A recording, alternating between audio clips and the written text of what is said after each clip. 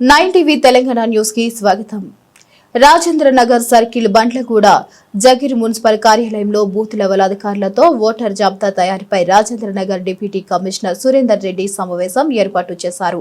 ఈ సమావేశంలో booth level అధికారులతో కలిసి ఓటర్ జాబితాలో ఎలాంటి తప్పులు లేకుండా జాగ్రత్తగా పనిచేయాలని డిప్యూటీ కమిషనర్ అన్నారు. ఈ సందర్భంగా రాష్ట్ర ఎన్నికల కమిషన్ ఆదేశాల మేరకు 2002 జాబితాతో 2025 ఎన్నికల జాబితా మ్యాపింగ్ వర్గాలు విభజించడం జరిగిందని ఆయన అన్నారు.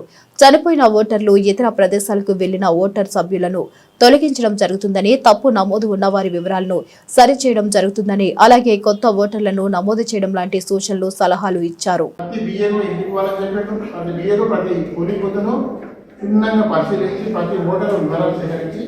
వారు 2002 ఎక్కడ ఉన్నారు, 2002 తర్వాత మరి 25 ఎక్కడ ఉన్నారు, 2002 ఓటర్ 25 ఎక్కడ ఉన్నారు, వాళ్ళ ఉన్న ఓటర్కి ప్రజలు ఎక్కడెక్కడ ఉన్నారు, మన కుటుంబ సభ్యులు ఎక్కడ ఉన్నారు, వీళ్ళందరూ కూడా మ్యాపింగ్ చేయాల్సిన బాధ్యత ఉంది.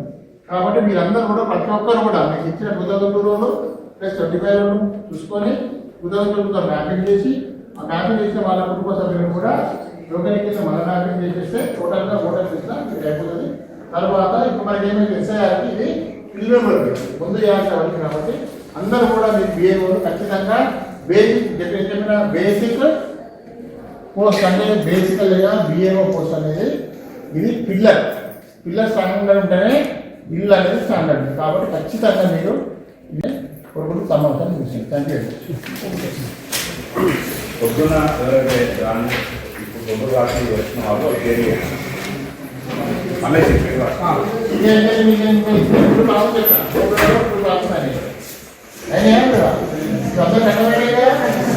ఒక్కటే ప్రాణం లేకపోతే ఒకటే ఓటరు ఒకటే కుటుంబాల్లో ఓటర్ 3 ఓట్లు కూడా పెద్ద తప్పది. అది ఉన్నప్పుడు అప్పు కూడా కదా ఎలక్షన్ కమిషన్ ఎప్పుడు కూడా వదిలి చెప్తుంది. ఒక ఇంట్లో ఓట్లు ఒక దగ్గరే ఉండాలి, ఒక గల్లీ ఓట్లని ఒక దగ్గరే ఉండాలి, ఒక బస్తీ అంటే ఒక సెక్షన్ ఓట్లని ఒక దగ్గర. కాబట్టి మీరు ఖచ్చితంగా ఆ రూల్ పాటించాలి. ఆ రూల్ పాటిస్తేనే రోడ్ అనేది కావాలి, లేకపోతే జరగదు. కాబట్టి ఇక్కడ అక్కడ గర్జించాలి. Thank you.